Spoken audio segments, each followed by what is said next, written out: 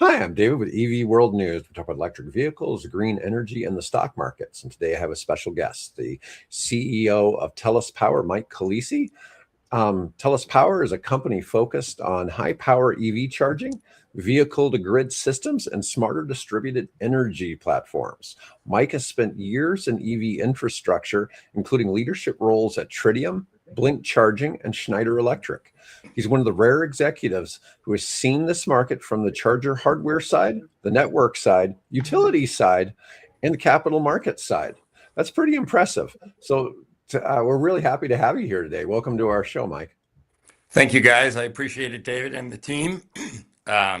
Really delighted to be here and excited for our talk today.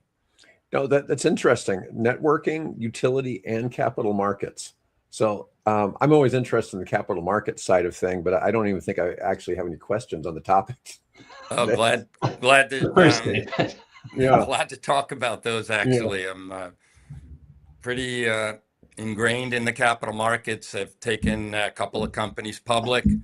Maybe there's a third ringing here. We'll see. But certainly been an investor and a clean tech guy for quite a while. So be glad to talk about my investments, but we'll keep that off to the side. Yeah, that's great. That's great. All right. So you've led in charging infrastructure at Blink, Tritium, and Schneider Electric, and now Tellus. So tell me in the last 10 years, what do you understand now that you didn't understand back then? Tell us what kind of things you've seen. Yeah, great question. I would say like nothing and everything.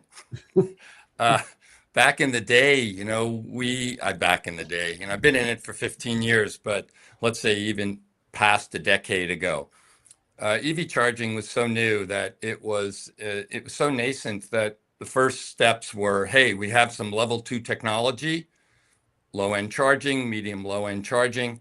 Let's deploy that where it makes sense. We could deploy it based on a local mayor's community center, civic center. We could put these in areas where people may shop. We even put them in gas stations of all places. So, those deployments dotting the world with the first delivery of power to the public was absolutely important as a first step. And then we always spoke about home charging. Home charging's everything. You could leave your house with a full tank every day and get whatever miles you could get from that. So those I like to call the charging 1.0 days back in the day. And yet, even today, fast forward to 2026, there's still a contingent of people who are saying, I'll never go to an EV until I get 400 miles of guaranteed range and I could charge up in 5 minutes because that's what I do at my gas pump. So in many ways, everything has changed, and yet nothing has changed for a certain cross-section of the industry. In this charging 2.0 version, which I call it, was probably about 7 to 10 years ago, we at least started to become interested in DC fast charging as corridor charging. The importance, well, if I can't get cross-country, I don't want to buy an EV. Well, who's going cross country every day? I mean, I don't know, but it is important from city to city. So if you want to go to grandma's house from LA to San Francisco, or you have a business meeting from New York to DC, you better be able to charge halfway and get there with no stress. And I would say that we learned a lot about coming from this sort of AC mentality, that will be fine for single family homeowners, to putting these charging stations where they are supposed to be delivered. The problem was the maybe maximum at that time was 50 kilowatt output. So if you went halfway between LA and San Francisco, that still took you an hour and a half to charge. Who wants to really wait that long? Now, the early adopter said, I'm fine, I'll take a long rest. But really now we're at charging 3.0. And that's what we've learned over from 2 to 3. And so you can quote me on that one for sure. Now it's all about maybe a 10 to 30 minute charge. I could add 200 miles to my vehicle, providing it's the proper vehicle, in about 12 minutes today we do have very fast chargers out there. And does the battery accept all this fast charge at the same time? No, we can talk about that. However, I could still get in and out in effectively the time it takes to do a bio break, maybe get a snack, a cup of coffee, and frankly, text my kids. And there it is. I'm off. I've got another 200, 250 miles added to the tank per se.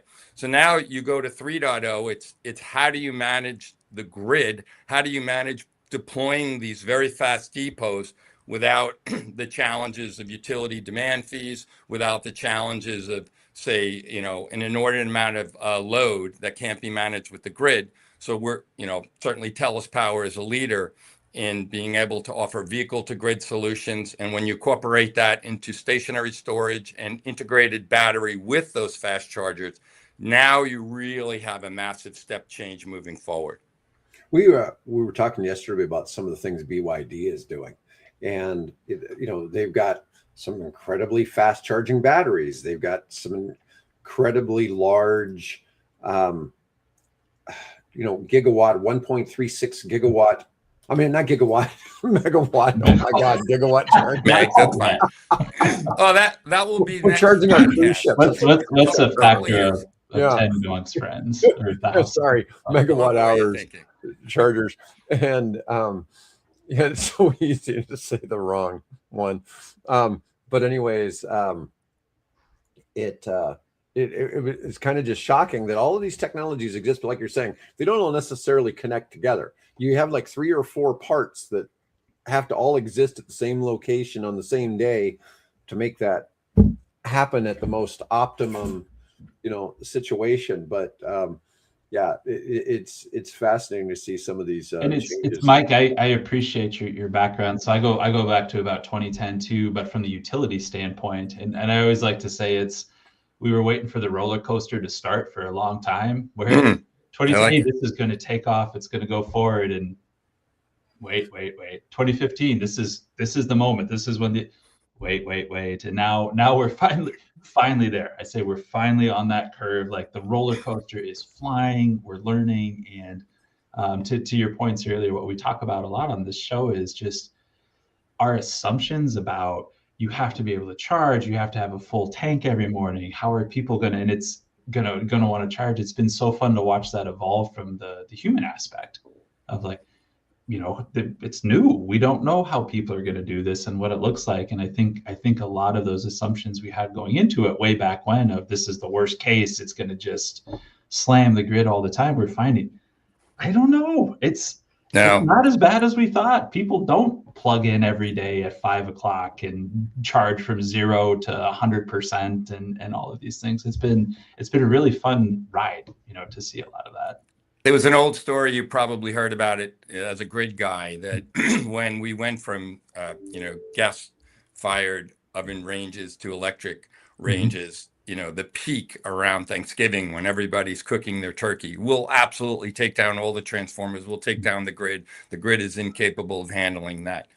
It never happened, And when you speak to the grid operators, you speak with the utilities, the amount of charging, even if we maxed out the amount of EV load at all times, it's still relatively small, under 20% total grid capacity. So I've always said the EVs are a forcing function to make the grid smarter. It's still an antiquated grid. It was designed for low wind speeds. It was designed for very long transmissions of a centralized power generation into where people needed it. And, right now the grid is getting smarter and smarter as we add more assets to the grid, as we add more load to the grid. Let's speak about data centers and other. And then relative to the technology adoption life cycle, it's always classically takes a lot longer than people anticipate for a new disruptive innovation, such as EV versus petroleum-based ICE. It takes a lot longer, but once it does then it takes way shorter than you think for it to completely convert with the new technology. And with BYD is a great application. That is a tip of the iceberg. What we're seeing, what we see globally in China, what we see globally in the US, Europe, India, South America. We are absolutely moving. Look at Norway. They've done a great job. Small country, but very cold climate. Done a great job with policy to get it completely shifted where they're no longer responsible. That's a petroleum-based economy, no longer responsible. So that's a tip of the iceberg. China's very high technology and high scale, tip of the iceberg. What Tesla's doing, phenomenal, global in the shift to autonomy. We're absolutely seeing this take off. And now the exponential growth curve of autonomous vehicle is really an incredibly big load at the edge that we're seeing. Air conditioning enters the chat. Yeah, absolutely. Yeah. Mike, tell them about how Herzog about how coal and air conditioning worked together. Yeah, I mean that was the last from the utility standpoint. That was the last big boom we had was air conditioning, and that really changed the grid and what it was. And our response 40, 50 years ago was coal. It made sense at the time. We weren't as concerned about the environmental impacts. It's cheap, easy to deploy. Very reliable, very robust in all conditions. So we responded to it. And from utility grid planning, we were expecting that from EVs. And that's another one on this show. We're very, kind of don't keep those EVs out of the data center discussion because they're two separate things. What's challenging the grid today is data centers, 100%. That's what's straining the grid, the headlines, and then ... and EVs are a concern. It's like, no. Someday, yes, like, if everybody gets an EV, the grid has to evolve. The grid has to change. We need to incorporate everything in there. But the reality of it is it's not going to happen for a long time. We're entering into it. And what's beautiful about it is companies like yours are having the forethought out there of, let's do it right. Like this is a blank slate. Let's take all the lessons we've learned and let's integrate brains behind this and say, we can manage this. We can think about it a little bit differently. And if we do it from square one, we don't have to double coal production. We don't have to do all these things. We don't absolutely have to have the same boom that we had with air conditioning 40, 50 years ago. We've learned some lessons, and I think we can do it quite a bit better. But didn't we kind of brute force that fix? Whereas now we're trying to come up with smarter solutions. Yep. As opposed to just that was a very different time. Shoot, is probably right around when the EPA was being formed. So let's drop coal. Let's drop coal everywhere. It's quick, it's fast, and we rode that for a long time. And now we're changing a little bit. All right. So next question. A lot of people still talk about charging as if it's just a hardware deployment game. Where do you think the market misunderstands the real bottlenecks? Yeah, great question. So in many ways, it's still a hardware deployment game because as you're seeing this, what was maybe workplace home charging on the level 2 and corridor charging, which got you from city to city. In many ways, there's still this massive requirement, what we call inner loop, where people live and thrive and work and play, where you kind of hang out. And in big cities, that could be in high-rise condominiums, it could be in apartment buildings and high-density populations. So as you bring this hardware closer to people where they could use the hardware if they don't have access to a single-family home charger at night, then it is about that deployment. However, the real bottlenecks aren't about hardware. The real bottlenecks come in the form of what we're seeing today, where many of our customers, we're not actually involved in government grants per se, because we're a capitalist company, a manufacturer, a global company, and policy changes throughout, tariff on, tariff off, multiple administrations, different views. I could share a lot of real good stories about prior administrations before this one and the unintended consequences. But when you bring that together now, a lot of what we're seeing is a gap in capitalizing these deployments.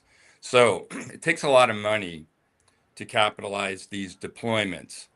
And many of them went for the state grants, the local grants, and the federal grants in the form of NEVI. And absolutely, if you're that type of charge point operator, why wouldn't you take advantage? Because the cost of capital just got reduced by 50 or 80%. So you absolutely chase those grants if you're a charge point operator that is deploying. However, what people don't know is the today's bottleneck is how do you bridge the capital requirement from what is a government grant? The government any government doesn't give you 100% up front. I actually tried that in the past, and there was fraud. It was riddled with fraud. And so, human nature is pathetic. However, now, so they give you a little bit. You get the low cost of capital. You drive, you look at where utilization is higher. You've got good software to plan that out. You're within the inner loop. You're doing a little bit what Tesla's been able to do, and you're able to compete. But what the bottleneck is the amount of time it takes before that deployment gets just shovel ready or even permit ready, to where you have to load up your supply chain, make sure you have interconnect commitment from the utility. That's not always overnight, as we know. It could be 6 months, it could be 2 years. With the LA Olympics coming, there's like a moratorium. Like we can't grow that quickly. So you have to deal with interconnect. So where you start to manage that is, how do I bridge the capital that's required from the first time I receive some part of the grant, this is speaking on behalf of the industry, on behalf of our customers, to when I could really put that in the ground, to where I start to make money, that thing called making profitable business from this energy exchange. And that's a pretty long cycle. You still have to, these customers of ours, because cost of capital, no matter what, is reduced. But at Tellus Power, we're somewhat shielded from the ups and downs. Look, we're not completely shielded, because customers' cash flow could be delayed. And now there's new instruments and new facilities that allow that to be built out, the infrastructure debt instruments, which are very favorable now to these types of customers, so that they could bridge that build out. But regardless of who you're speaking with right now, the largest deployers of, say, charging depots in the fleet or public charging depots, it definitely takes a lot of capital. Yeah, there's no question. I've noticed just last year was the first year any of the charge point operators, at least in public documents, showed they were starting to make some money. Yeah, and I mean, there's an old adage. That's not an old adage. It's work that I'd done with Blink in the early days, where we knew exactly when we were going to break even on the asset. We knew exactly what our utility bills were, and of course they fluctuated, and we accounted for the spikes. We knew what the utilization requirement was before you start printing money, which is the holy grail a little bit. It's kind of like, any fuel. If you've got the demand, the utilization, go to a gas station, usually a lot of cars lined up. If you've got the demand, you start to make money. The profits are not huge, but the ancillary services, the amenities, and other things that you could sell potentially add to a very profitable business. So around 20 to 25%, and maybe is where you start to break even. It depends on the cost of the capital and how fast you're charging, and how many cars come in that are 900 volts, et cetera, and the policies have shifted favorably to charging by the kilowatt delivered and kilowatt hour accepted. So right around 20 to 25% utilization. If you take a 5-hour day within a 24-hour period, something along that, if you're charging cars for roughly 5 hours, you start to make money. Below that, as part of the 2.0 problem, you couldn't. There are some systems out there today that we put in years ago. They're still only doing 5 and 10% utilization. So you're not breaking even. And the speed at which you're delivering power based on the output of the chargers is not maxed out, where you get a fast turn between each car that comes in. But we are moving very quickly now, where some people say, oh, I don't really need a 400 kilowatt hour charger out there. Well, you don't, because the battery profile is still, you're only going to peak in the middle there for whatever, 5-10 minutes. But you do need to future proof, and you do need to maybe pull a parallel cord on the 400 or the 360. We're leaders in 360 technology. We're going to 600 already, and then 1 meg and beyond. We can talk about that. But as you pull parallel cords, you're still fast charging these vehicles and getting them in and out quickly where you could start to make money. But that has been a long road before you start to be profitable. No question, no question. So you talked before about interoperability between systems across like CCS and ACS and others. From your perspective, what actually causes most of your failed charging experiences in the field? Yeah, so we like to bifurcate that answer because, a failed charge experience. So what's very common is a failed charge experience with a perfectly well-working piece of hardware. And that's often overlooked. And it still happens today. I witness this. I'm still almost a part of it. Like, even when I know everything I need to know, certain software interfaces, it's like, you're kidding me. This is what it looks like. This is pathetic. I'm not naming names, okay? I know them all. It's pathetic. I am an expert in the field. I can't even get my car to charge. The charger works, my car works. So there's a human interface issue. There's I swiped my credit card. Oh, did that credit card work? Oh, gosh, got to go get my other credit card. Did that one work? Oh, is it connected to the cloud? I don't know. Did the credit card failure right at the beginning? The charger works perfectly. So there are still plenty of failed charges, not because of the hardware. And so we have to get a lot better at that as an industry, make it simple. We could learn from the petroleum industry, but interestingly, they still have similar problems as we do. The difference between the petroleum industry, they have service level agreements where if that pump goes down or it fails, boom, they fix it within 24, 48 hours. So you have failed sessions because it's still a disparate sort of different software interests and interface, credit card swipes, some other issues. So lack of syncing. Now, take it to the other side of the bifurcation. You then have software failures and interoperability failures. I'll give you a simple example. This was a crappy story. I was riding with my electric Harley Livewire and electric Energica guys in San Diego. We're heading up to Julian Pie, which is a famous destination for motorcyclists, a gorgeous in the world. And I'm about halfway up, and I'm on a system. I plug in. It makes the connection. The handshake is there. We go. We're halfway up. We go get a coffee. Come back. Failed session miserably. I waited. Fail. I can't make it up to Pi now. This is a travesty. I go to unplug my plug and it's locked. I can't even unplug the plug. The software sync not only didn't charge, it timed out, and I couldn't remove the plug. I was effectively held hostage by a piece of hardware. Okay. I'm not naming all the names. Okay. It doesn't matter. This is where the industry was only a year ago in certain types of situations.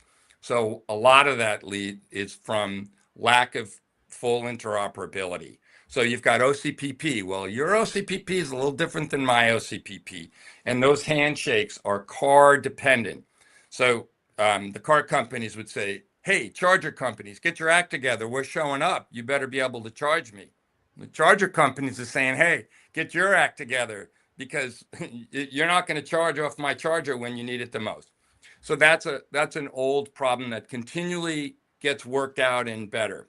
There's interoperability centers. The standards are getting a lot better. Firmware releases are getting automated and with remote, downloads, over-the-air updates. And so we're starting to really see a much more beneficial trajectory from the interoperability issues. And yet we still have failed sessions because of human failure, not quite getting it. And we still have failed sessions based on hardware failures. Hardware failures are very common. Display could go out, credit card could fail, the modem could fail and make a connection, although it should still charge.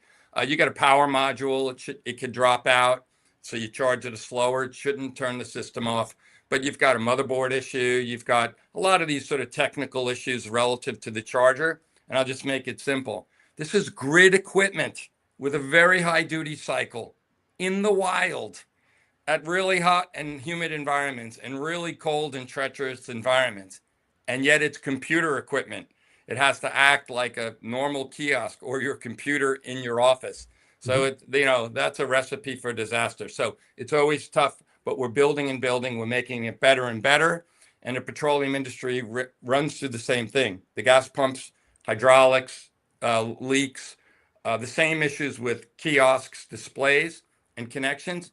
But with the, you know, they've been around for 60, 80 years in their logistical fixes. So they have a very quick fix. And that's exactly where the EV charging market is going, to a much, much higher uptime. And, you know, we're now into the 3.0 where you can even be islanded and resilient, even if your power went down. Nice, nice. I recall that from NEVI funding programs. I mean, that was a huge requirement. Like, you need to describe your maintenance plan. You need to describe how, no matter what credit card they have, like, they can charge this, because we're in the Midwest, and west of where we're at, it's very, very rural and very, very far. So it's great. And a huge corridor, I-80 between Boston and San Francisco. Like, great corridor, perfect for NEVI.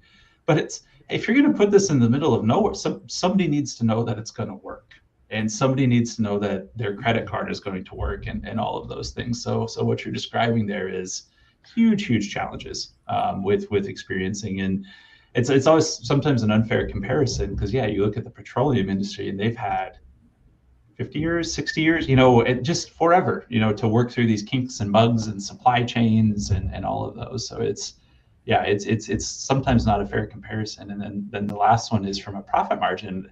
My understanding is always the fuel from a convenience store is actually a very, very small part of their profit. Correct. They're making money on cigarettes and big gulps and lottery tickets. And I don't buy any of those, but I definitely buy. You're a bad customer for them. You're perfect for the EV chargers. But it's, you know what I mean. Just it's the candy. It's, I mean, they are making it off the convenience side of it. Absolutely. So to not have that integrated inherently into the EV charging revenue model, it's hard. It would be hard for a standalone gas pump to be effective and make money off of that without the convenience store. So we think of it as the same, but they're not really quite the same yet, as much as we want to try to make them that way. Well, you know, one of the big things why the Tesla network's usually been a little more reliable is it takes a lot of the stuff we talked about out, because it's just the car, just the charger. You're not using an app. You're not worried about if your credit card's connecting, whatever, you know, and for the most part, it removes most of that. And the huge disparate difference between non-Tesla and Tesla chargers is basically made up by that fact. It's not that their hardware is any more reliable. It's just, you know, it eliminates some of those possibilities of the modem failing, or, you know, some of the other things that goes there. Certainly, when you take human out of the loop on that, it's much more efficient. Tesla's done a phenomenal job at that. I drive a Tesla. I've been driving one for over 10 years, actually a couple. And they've done such a great job at taking the human out of it. And that is getting better and better and better. And also, they've done a phenomenal job with their plug. I mean, I can remember it was when they first launched the first Model S, and I was at the event. I met Elon at the time, and I believe I was definitely at Schneider Electric at the time. And we spoke about what was required for this new plug. And, you know, we were there with the switch gear and everything, supporting that. It's a great partnership. And I can remember saying, but there's no way you're going to get the amount of amperage and voltage. You were at 400 volts at the time, and the amount of amperage out of a plug this big, it's physically impossible. And I absolutely remember Elon's team unveiling that plug, and it was like a scene from Pulp Fiction when, you know, they open up the briefcase and it's just this bright light and you're not sure what it is. Okay, and they open up this briefcase and there's the plug this big, being able to drive massive amounts of current beyond level 2. That looks like a level 2 plug. So what they've done right is a lot of things. And, you know, we went with CCS, which is still this big. And I consider myself a fairly strong guy. I have to even, you know, kind of wrangle the thing away and kind of plug it in. And I help people who are, let's say, less strong. You know, the little old lady, I've been in Santa Monica where it's like, oh, please let me do that for you. But, you know, she fights the old lady. She's like, I got it. But think about it. You have to think about this. You have to swipe the credit card. You still have to pull out your app. There's a number of apps that's still not consolidated. Tesla's really done a great job because they're vertically integrated. They also have the vehicle. We're learning with plug and charge. I actually plugged my Tesla into a Tesla charger with plug and charge. To a Tellus Power charger with plug and charge. It works flawlessly. So we're getting there. And you know, we still have to work through some of the standardization about where this ultimately goes. But they've done a great job, and it's a great model of success. Great. Let's switch gears a little bit here. All right, everybody says V to G is coming. What has to be true for it to move beyond pilot projects and become normal infrastructure? So just come to Tellus Power. That's a plug. Sure, it's a plug. We've got real world money making depots out there using our technology. So today it's real. I'll share a lot of thoughts there. But let's look at the pilots. So for many, many years, look, bidirectional electrons, okay? Back in 2011, I believe it was 2011 or 12, I came public that every vehicle in your workplace will be a fleet vehicle that the workplace will harvest energy at the home, allowing people to charge at home, bring it into the workplace, aggregate that asset, and use it for the building. That the concept's been there for quite some time. Electrons go two ways, folks. Mhm. Okay, and being able to harness multi-directional electron flow is really at the cornerstone of what we do from a deep technology standpoint. Now, how does that proliferate? Simple. The first users of V2G are the utilities themselves. Mike, you're aware. You've got a big facility. You're going to test this for your constituents, your C&I, and your home. You might as well try it at home first with your own fleet vehicles. So V2G has been working in the pilot form for many, many years in that sort of controlled environment because they can control everything.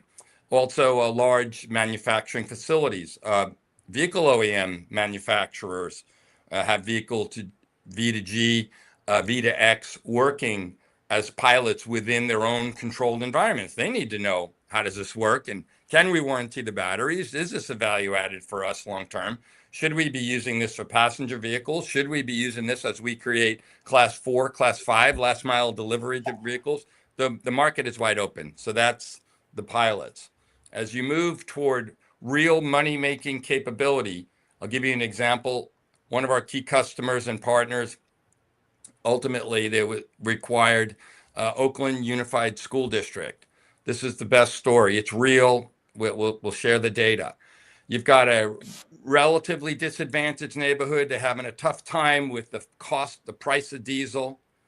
You know, they've got to pick up the kids. They've got a pretty known duty cycle on when to pick up and drop off the students. Very expensive diesel, operating in the red. Older building, you know, some losses, not a sustainable building. This is where grant money really helps. So grant money goes to the municipality, and there is now a hardware provider such as us, a software provider, which is our partner, a fleet operator, which is another partner, a bus system company, a vehicle, an EV vehicle that's willing to do this. You've got software that's managing this, a solar canopy, and a grid operator and utility. So that does what it is what it takes. But now, check this out. They're now their fiscal budget has been flipped because all the money they were tossing down in diesel, they could never get ahead. They flipped that where they're producing their own energy. They are dispatching energy back to the building that is aggregated from these batteries at night and during the duty cycle. There's no disruption in picking up the kids. They've completely flipped the economics around to now they can afford better salaried teachers. The teachers come in, revitalized neighborhood. This is a complete change in how they used to operate. That's real, and we're seeing a little foreshadowing here. This can be replicated 1,000 times and is already starting to be replicated 100 times. And that's the deep tech that we deliver. It's amazing. I think I may have seen a presentation on that at Distributech a couple of years.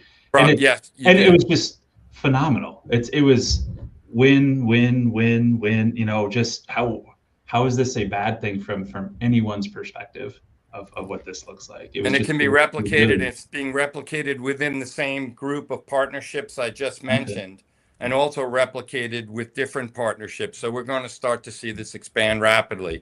And really, we would also say that there's been some attrition in the V2G story, because why would anyone deliver this V2G hardware if it, like you say, David, it's always been talked about, but never really scaled.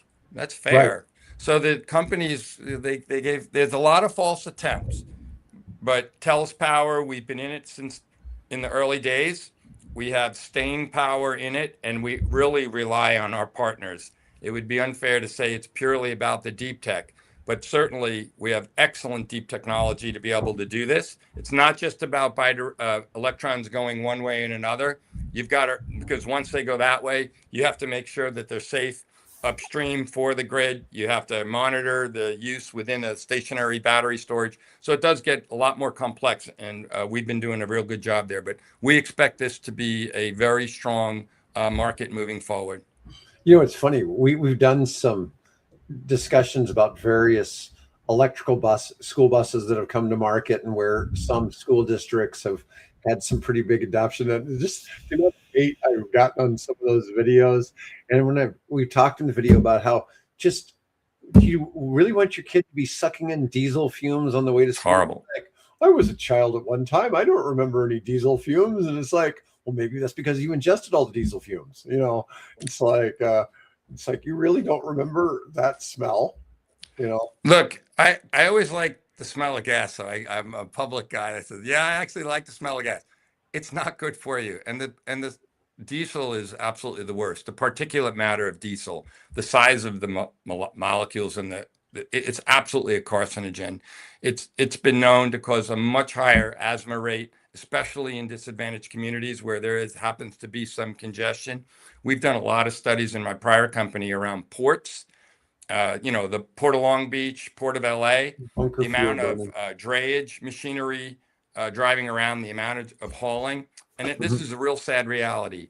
35% of all employees that have this great job security of working at the ports for their families live within a 5-mile radius, because that's the beauty. You get to go 5 miles to work and back.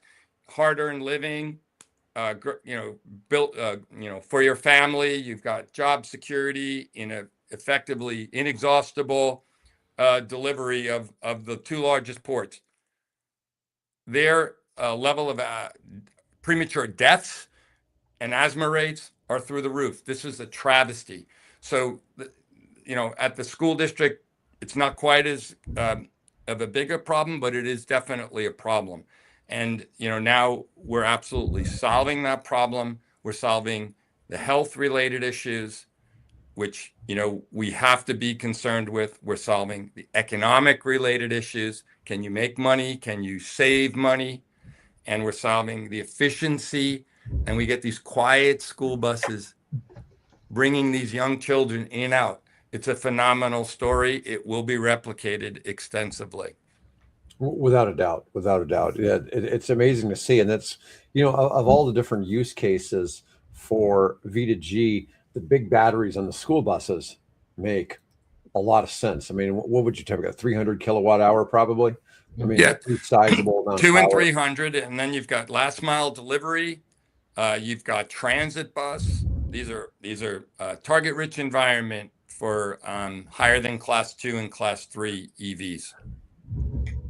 Yeah, it's phenomenal, and that's what I tell people. I get asked that too, like when is this big V2G and the marketplace and all of this, and why? It's the reason why is because people haven't done it. Like the technology's there, the demand is there, the use case, the economics pencil out, and it's not this, Julia Child's art of French cooking complicated recipe where you have to pull. No, you're making a burger and fries. You just get the right people in the room. It's just you have to have the right partnerships. You have to understand what you're doing, and like you said, it's not hard to repeat. I mean, you can do this over and over again. It fully exists. It fully exists out there.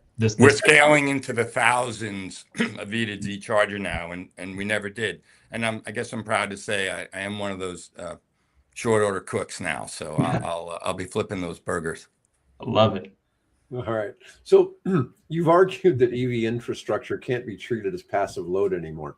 What does a charging company need to become if it's really going to be part of the grid? Yeah, that's a great example of what was, unidirectional charging one way, very important period. And, charging 1.0, 2.0, and even 3.0, you still need a strong base of unidirectional charging. But when you then look at the difference between that passive load, those days are kind of numbered. It is really becoming an active load, right? So it's not a one-way charge. And I also want to say this goes beyond V to G. It's what we call energy transfer. It's effectively multi-directional electron flow. What does that mean? Multi-directional electron flow. Yeah. Bottom line, you have a charger. You have a vehicle that's going to pull that power. You have an asset in that vehicle that is effectively a roaming stationary storage device. You have a stationary storage device. You have an active generator of power, whether, what it might be in a microgrid at the edge. You have utility power that may be still coming from centralized transmission and distribution. So when you look at the moving forward, there's really no longer passive load that we just say a load's going to go up because e-mobility is going to increase, which it is, and it will continue, especially globally. But now it's what do you do with that electron? It's not a one-way source. The more you can transfer the energy throughout where it needs to sit at the right times that is really the holy grail. That makes the grid more resilient. It makes the grid more stable. Every time you have a dispatchable asset within a situation, call it a microgrid or distributed energy resource, you now are managing a massive uptick of being able to be capable of managing what was once this passive load. So it's really flipped in 3.0. Moving forward, it's flipped from just being a passive load to being a very active load, and being able to monetize or even tokenize the energy, multi-directional energy within this microgrid. And if you're able to do that, which we're able to do, and you start to replicate that either in a C&I environment or a home environment, you're creating a virtual power plant. Oh, go ahead, David. Well, I was just going to say, one thing that's really stuck with me over the years that I've done this show with Mike Herzog is I remember Mike saying one time is our grid was originally designed to only work in one direction. And now we're forcing it to go in two ways. The grid's existed for over 100 years, and it was only designed to send power from the power plant to your house. And now we're sending it in all kinds of directions. Yeah, 100%, 100%.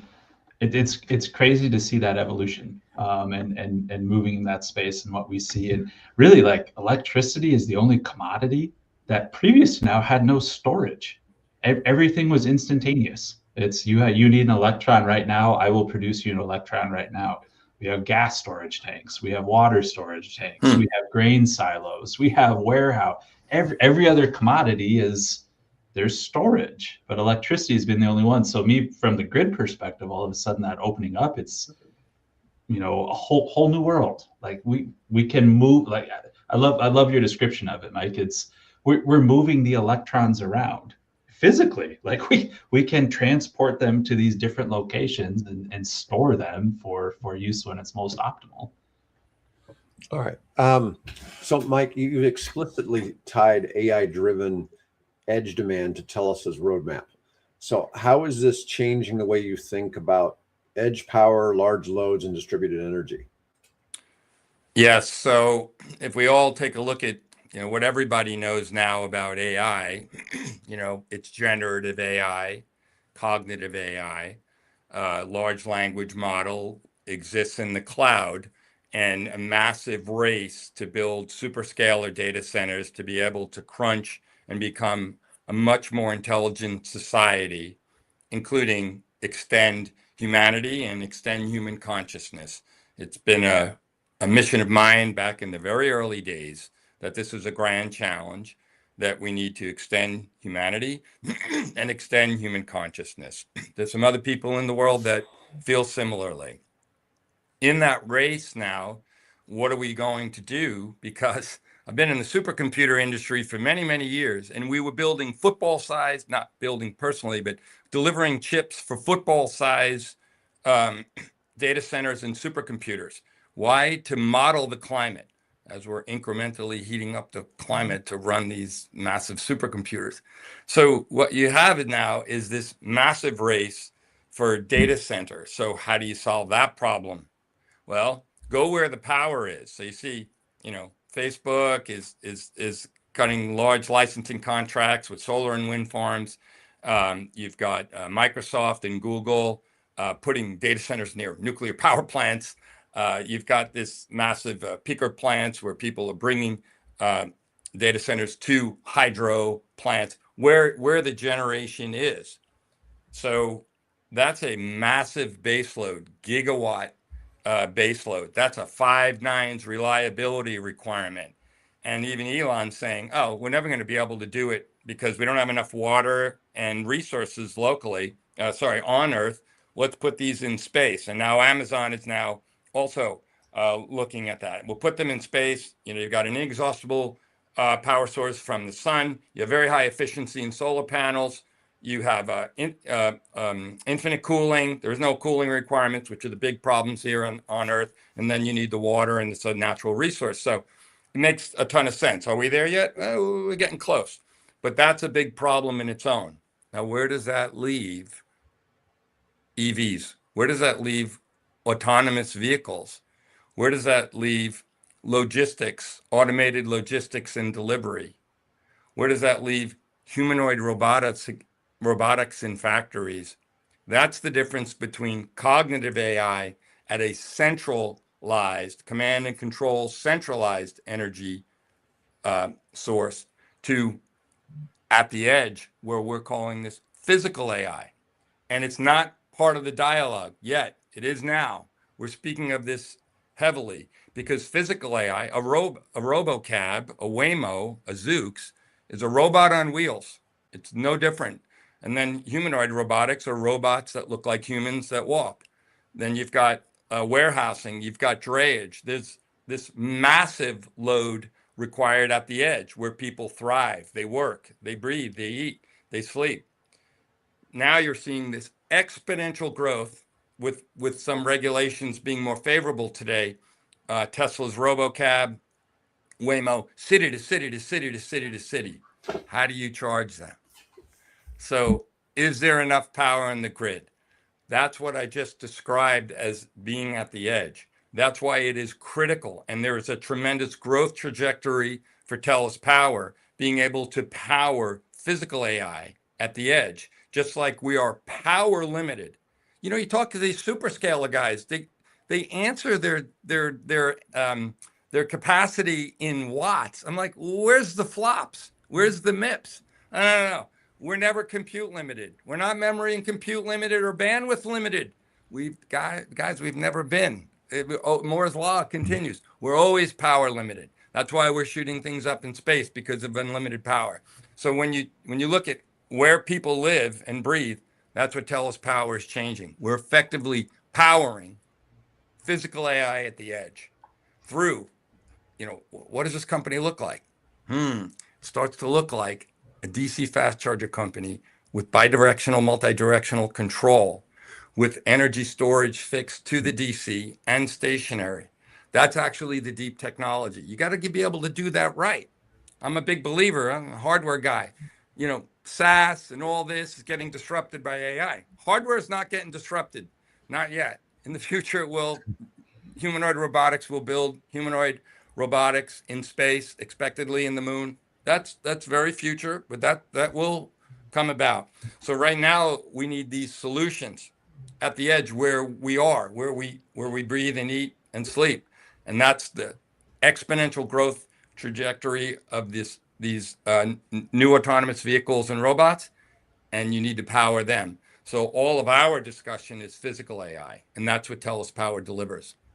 Nice, nice. We've talked a lot on here about how if you're going to get to the point of having like megawatt charging, you're going to have massive battery storage there, because you're not going to be able to dispense the power straight from the grid at megawatt speed into the charger. You're going to have battery storage there that can rapidly dispense that megawatt into the vehicle and then slow charge the battery back from when it's cheap.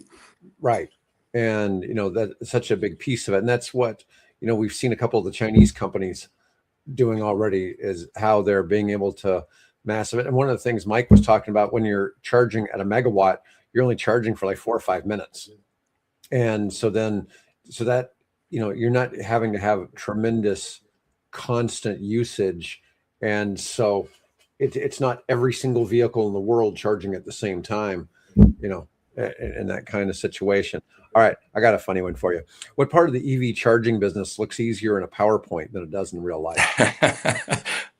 By the way, David, I looked at your questions before I even formulated answers. I said, okay, this guy's got the best questions of anybody, because they're very provocative, and I really appreciate it. And that one hits home, because we have the master ultimate slide, to be a little self-deprecating here, of this entire charging depot with 70 vehicles and the grid. And, the grid always looks like some T line. It's the grid. It's a great PowerPoint slide, right? And then there's a box. It's the stationary storage. And there's a whole bunch of buses. And, it's so easy. And there's the little charging devices that we do. And it's so eloquent and it's perfect. And, we get rid of the power conversion unit, because everything's DC to DC in this energy transfer. So you don't have to invert, and, you go from AC to DC and DC to AC back and forth. So you have this highly efficient microgrid solution that is so simple in its architecture. And that's that killer slide that we deliver. Now, that's not so easy to get done, because each one of those plays a valuable role. The solar, the fleet operator, the technology deep tech deliverer, the municipality, the bus company, the utility, the community. It gets quite. But it is it's still, we don't remove that slide. It is effectively what we do.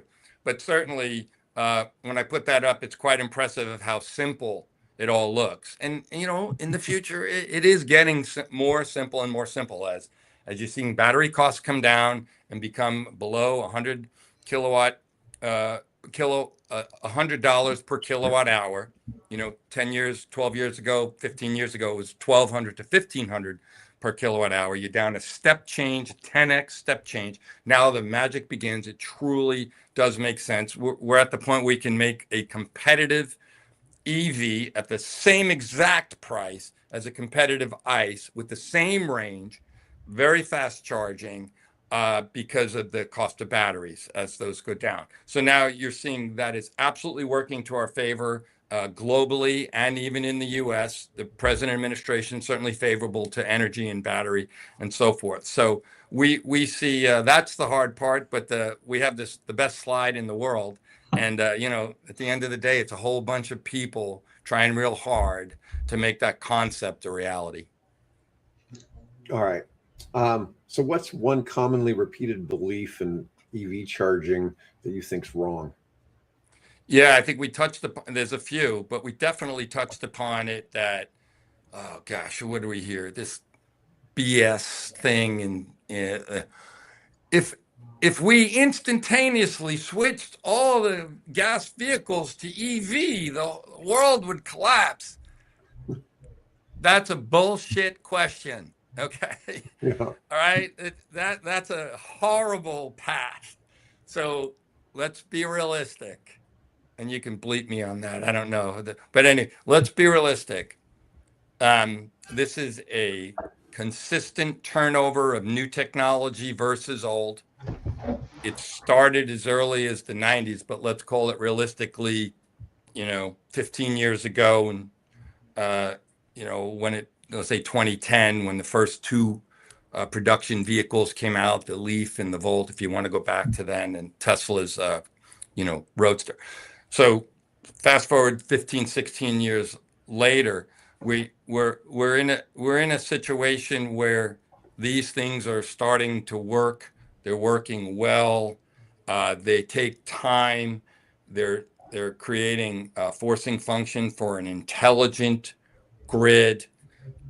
We see this natural adoption of EV because people love these vehicles, not because they're greenies. I mean, there's plenty of climate change activists, but these are great for family vehicles. You don't need a gas-powered vehicle and an EV. I always like to say commuting is a horrible application for gas. We definitely need petroleum, period. Jet fuel, long-haul shipping, long-haul trucking, aviation, maritime, even today in various applications. But to commute to work and back, or just to drive and get your groceries, it's not a good application. We will start to see a changeover regardless of administration, because people love these vehicles. And once you go EV, some people do go back. I always thought they never would go back. Some people do, but most people stay with an EV and they just go more and more. So I believe it is, the future is very bright for EV. There's no turning back. Look at what China's doing. This is a blip on the screen for the US. I've been through two Obama. I'm dating myself, but I'm still young. Two Obama, one Trump, one Biden, another Trump, 5 administrations. Nothing's changed, folks. I do remember never wanting to give up my Nokia 1000. Love that. I texted all the time on that. I went to a BlackBerry. Over my dead body would I go to an Apple? Why do I need to watch TV on my phone? I'll never give up my tactile response. Right now, I exclusively use Apple. It's a plug, which is a supercomputer in my hand. And I still have to deal with that kind of quirks about the keypad. Bottom line is EVs, absolutely a better driving experience. I'm not talking about people who race Ferraris and Lambos and all that kind of thing. We will never get rid of that. Don't ever get rid of Formula One gas. It's phenomenal, okay, that experience. But when you're driving, let's be realistic. Humans, we do two things at our core. Well, we procreate to keep the species going, but effectively, we walk and we talk. We communicate and we travel. I'm one that would rather communicate and have someone deliver me to my destination, especially in San Francisco or LA, where high density populations are, or in New York, than I would otherwise. And that is absolutely a human drive to move forward with EV adoption and move forward with autonomous vehicle adoption. And yes, I'll go to the races all the time and watch it. We still race horses. Okay. But as far as in general, overall, absolutely, EV is the way the world is moving because of all the capability and the technology. All right. Well, Mike, I want to thank you for coming on our show today. You've been a real delight. Great. I want to thank everybody for watching. And I'm going to go ahead and end the stream.